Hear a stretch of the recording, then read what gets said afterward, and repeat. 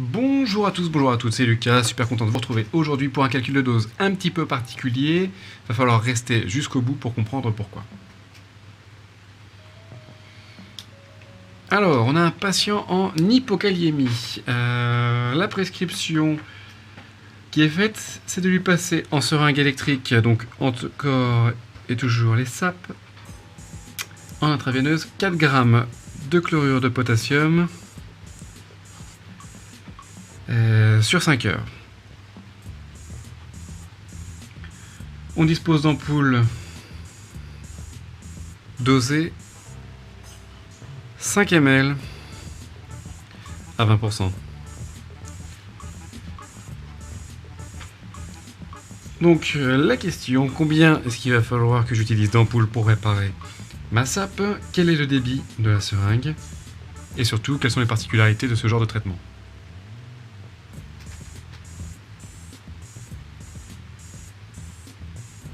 Ok, donc on commence. Le classique, ça on a déjà fait. Déjà, je vais savoir dans mon ampoule de potassium combien de grammes je retrouve. Alors, produit en croix, sachant que 20%, donc je l'écris en toutes lettres pour bien comprendre comme à chaque fois, 20%, ça veut dire que pour 100 ml de mon produit, de ma solution, je vais avoir 20 grammes de potassium. Donc, 20 grammes, c'est égal à 100 ml. La question que je vais avoir, c'est j'ai combien de grammes dans 5 ml? Je fais mon produit en croix, ce qui me donne x fois 100, c'est égal à 20 fois 5. Je réduis.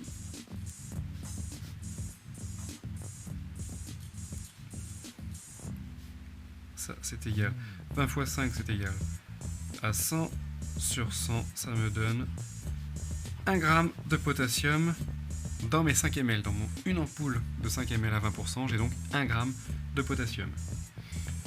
Bon, le calcul n'est pas très compliqué, mais il me faut 4 grammes. Donc il va me falloir 4 ampoules pour préparer ma solution.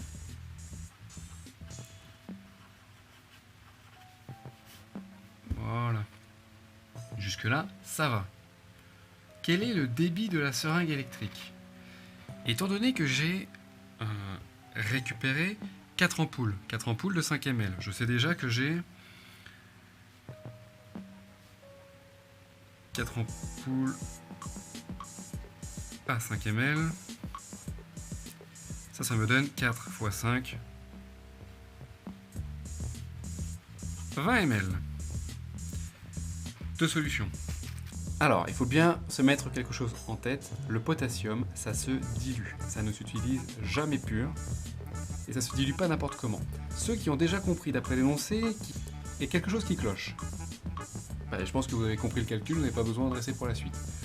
Ceux pour qui c'est pas encore clair, je vais vous proposer un calcul.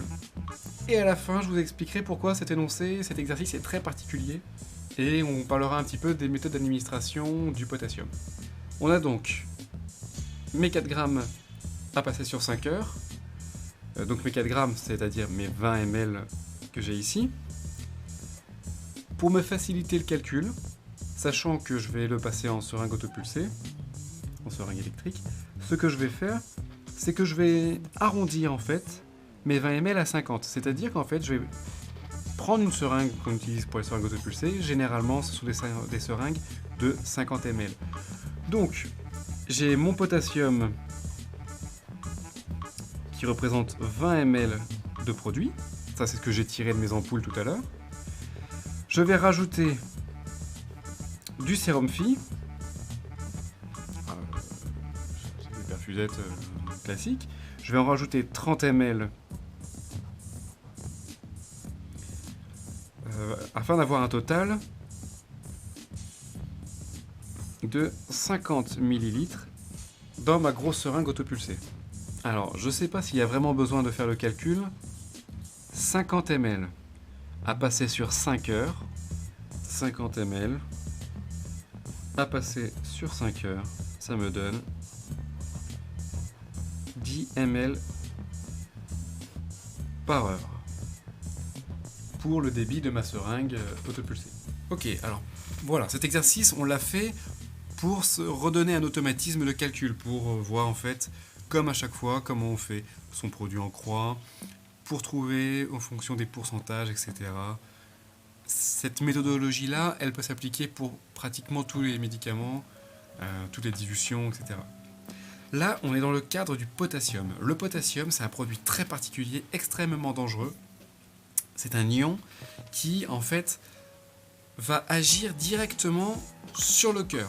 Sur d'autres choses, bien sûr, mais de manière fulgurante sur le cœur. Il y a des consignes qui sont très claires. Le potassium, je l'ai dit tout à l'heure, ne s'injecte jamais pur. Et il s'injecte lentement. On ne l'injecte jamais en direct, toujours en seringue autopulsée. Chez l'adulte, on essaye, de toute façon c'est marqué dans le Vidal, de ne pas dépasser 15 millimoles par heure.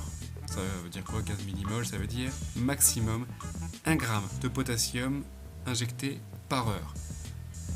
C'est un produit donc qui s'utilise toujours dilué. Et surtout, on va respecter une concentration maximale pendant ces dilutions de 4 grammes par litre au plus haut.